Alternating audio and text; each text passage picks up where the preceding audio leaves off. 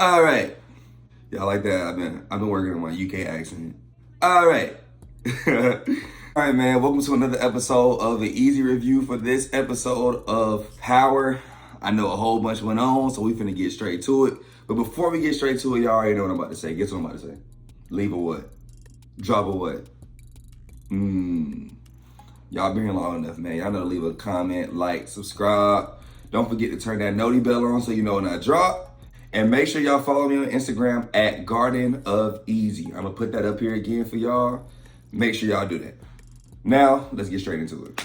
All right, so this was one of the more, as my mother would describe it, fantastic episodes, because there's always some fantastic shit happening in Power. So the episode pop off with Tariq on like a madman hunt. I guess he was gonna pop Diana in the middle of the face in the middle of Stansfield if he found her. I don't know if he was just in full blown crash out mode or what. Well, he was. He was in full blown crash out mode. Throughout the course of this episode, I'm sure y'all gonna understand what I say when I say this, but him and Monet are arriving everywhere at the same goddamn time. But anyways, Monet and Kane end up pulling up to Diana dorm the 5 seconds he just so happened to be in Diana dorm, and they had their conversation. And the conversation pretty much essentially went in the way that they all agreed that it was Diana and Drew's fault and his dinner need to be dealt with, and they pretty much kind of finessed both of them. And honestly, I feel like the only child that's reacted in a realistic way is Drew. Like, everybody else kind of is even forgetting, like, you killed our father. I don't know why they try to act like that's not a big deal. Well, Kane is the one that really tries to act like it's not a big deal, and Diana has now backtracked. He's like, nah, y'all cannot keep letting her get away with this shit. Like, she does whatever she wants to do, and we have to be the ones that kind of try to figure it out after that. Drew's like, I'm done with that shit. I'm not doing that shit no more. My nigga Tariq need like some non-drug dealing homegirls, like some homegirls that just work at Starbucks or wait at Twin Peaks or something.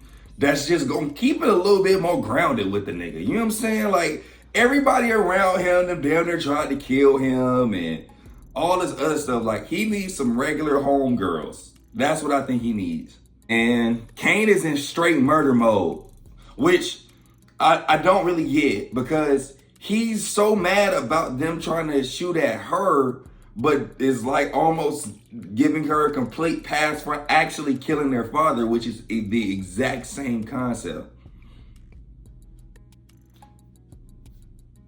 Diana pays for the motel that her and Drew are trying to like lay low in with a fucking card. Just another reason to show you that she ain't got no goddamn business being in this game. So Monet immediately finds out where they're at, pulls up, finds their room, asks for the room politely. Brother didn't answer, beat the shit out of him with a gun, and then she goes to Drew and Diana's room. So Monet pulls up to the room and ups the fire immediately. She opens the door with the fire up. Mama. Mama,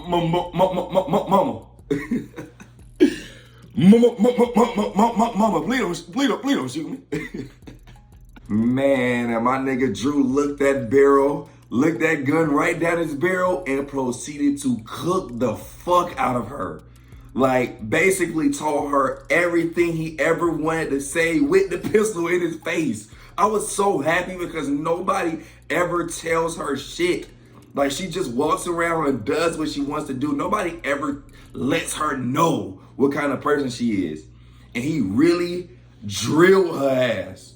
And secondly, if y'all was gonna go in there to actually kill them anyway, there's no reason for Kane to have been in the fucking parking lot. Like, Kane is the fucking henchman of the family. Why is Kane not the one in there anyway? Kane come up all after the fact, shoot fire shot, blah, blah, blah. And they pull off and they get away. That nigga Michael Ealy character don't talk to nobody with respect. Like, he talk to everybody like they his little shit. And he going, and like, you know what I'm saying? They gonna have to fall in line. Like, is Michael Ealy like fucking, who is this guy? Like, to be this important? Like, he just And top flight security of the year, detective of the year pulls up on Monet and pretty much tells Monet that they have a witness that said that they seen Tariq fleeing the scene at the time of her shooting.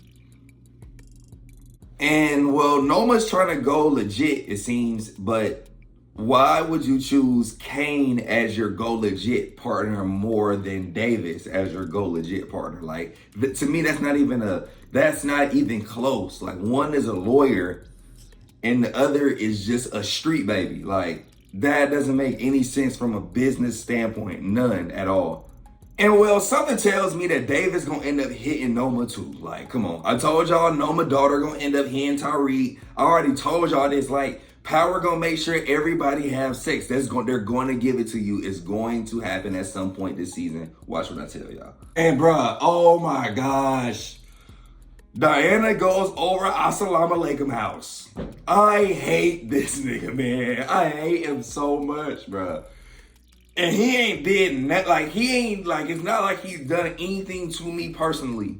I hate this nigga though, bro. Like, I don't know what it is about him or the character. Not him as a person, obviously, but the character.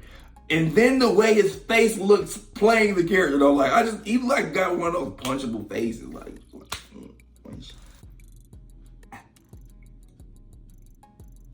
How the fuck is Pinky always where he needs to be? How is Pinky always, like, there? You know, one of Kane's biggest problems is he never looks at anything from outside the perspective of his own. Like, he never once thought to think about what his siblings would be going throughout all of this. Like, you worried about them trying to kill your mom, but she actually did kill your father, and he also is a part of the person that brought you into this world. Like, your mom's not the only person. Like, obviously you came out of your mother, but your father is your father. Like, them two created you.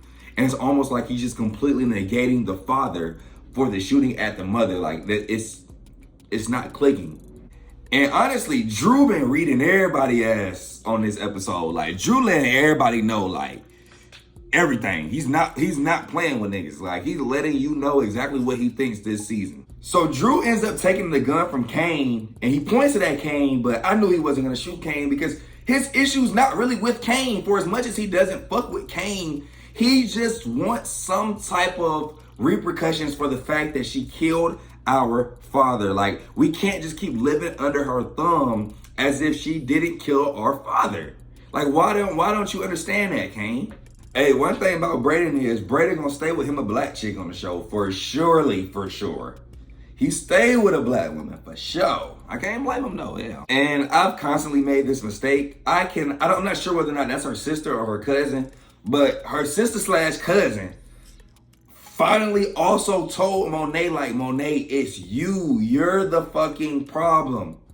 You blame everybody else. You want consequences for everybody else. Like, you don't even pay attention to your own kids. She even told her, like, you so damn up your own ass. You don't even see that Diana's pregnant. And that's when Monet kind of recognizes, like, oh shit, like, I've been using my kids as like weapons, like, basically, and never gave a fuck about what they were, who they were, what they wanted from their own life at all. She forced this whole life upon them. So Assalamu Alaikum tells Diana basically to go to her family's house in Connecticut as a safe house for right now, basically. And well, Kane's out playing fucking Jeff Bezos with Noma. And in the middle of him playing Jeff Bezos, he gets a text message saying that they trailing Drew. So then obviously he goes from Jeff Bezos back into fucking Debo mode and just leaves. And like I said, Noma, this is your fault. Like, why the hell did you think Kane was the person for this? Like, that's just stupid. So the text message that Pinky sent Tariq was basically the location in which Diana was currently in, right? So by the time Tariq actually gets there, Diana has already gone to Connecticut, but Assalamu Alaikum is still there. So Tariq is there with the black glove. So I already know what type of timing he on. I guess Assalamu Alaikum thought this shit was a joke. So Tariq is like, yo, bro, cut the bullshit. Like, where's Diana? I'm like, bro, I don't know. He's like, okay, bro, I'm asking one time for this shit. Where's Diana? I'm like, bro, I don't know. He's like, okay. Where's Diana at, bro? So, Assalamu Alaikum, she's at my family house in Connecticut. he says that, and then all of us, bro. First of all, you're a little bit of advice. Don't try to snatch the gun out of a nigga hand that has on gloves. He will kill you. Like he came, you know what I'm saying? Like if he had no intent to use the weapon, he not gonna have on gloves. You feel me? Man, try to snatch the gun out of Tariq's hand. Tariq pretty much was forced to then pop him. And it was just creates a whole nother situation. So then we get another flashback of when Monet and Drew, you know, back in the day, Drew was probably in his early teens, it looked like at the time. And it shows you when they go to basically make a play and Drew has to kill his first person because of his mother forced him to be there when he wanted to really be at an art show. And it just kind of also just doubled down on the fact that she's always forced them to be this and never actually gave a damn about what they wanted to be. And as a child, every child to me should have their right to chase their dream. No matter what parents think or say, you don't have a right to choose your child's future. Like at the end of the day, it is your child's decision. They're their own person. If you didn't want them to make their own decisions, you shouldn't have had a fucking kid. So that flashback pretty much creates Monet's whole come to Jesus moment, which kind of blew me because now all of a sudden she want to be fucking mom of the year. So Kane finds Drew, and Kane look like he wants to, you know what I'm saying, unalive Drew inside of that store. And right as he's about to do so, Monet calls with the fucking superhero call, clutch of the day, saying, don't kill him, he's your brother. And now all of a sudden she's the family woman, mother of the year. But she does save the day for Drew. And Drew's still looking at Kane like, you're such a little bitch. Like, he said, like a cyborg, huh? Like, as soon as she says something, you just, yes, ma'am. Like, just, almost just kind of like, dude, you're pathetic. Like, for as hard as you try to be, you're really, really actually pathetic. Now, Kane did beat the absolute shit out of him for saying that. But I think he hit a nerve because he know deep down that he's actually right. So Monet's also trying to save Diana too. Like I said, all of a sudden she's mommy of the year. So she asks Drew, like, where is the location that she's at? I'm not trying to kill her. I'm trying to save her because Tariq is on the way to actually kill her. Now, mind you, she's in Connecticut. So Tariq finds her and he kind of leans on the door like, oh, you look real relaxed for a bitch that got a target on her head right now. Like I can't lie, I love that line, bro. He did his one with that one. But anyways, mind you, I said they're in Connecticut. So as he pulls the fire on her and they kind of having a conversation back and forth, like he's like, why shouldn't I kill you? All of a sudden here, right on time. Here's Monet. Mind you, they're in another fucking state. How do y'all get there at the same time? They got to Connecticut at the same time? Come on, man. But anyway, they dropped the bomb on him that she's pregnant with his child. And that's the reason why he can't kill her. So he didn't really kill Assalamu Alaikum for no reason. And now you can't even get a shot at head because your baby in there. Had my nigga Tariq so stressed out that my boy hit the blunt. That brother don't never hit the blunt. I'm really not a fan of this whole last second mommy of the year Monet shit though. What we can't do is pretend like she's the fucking hero. I can't get with that shit at all, bro. I just can't. I can't. Oh, and lastly, don't forget, Tariq meets Noma's daughter. I told y'all from the start he was gonna get his hands on it. I told y'all. Listen, I know I watch too much TV, man. I know how this type of shit go. Listen to me. I know how this goes. Anyways, with that being said, man, that is this week's episode of Eazy Review for Power. I'm also put up my recap either tomorrow or Monday of the presidential debate, which was a lot going on, I know. But I hope you guys, tune in for that. I'll also be doing my weekly House of the Dragon review within the next couple of days as well. That comes out tomorrow night, so it'll either be Monday or Tuesday as well.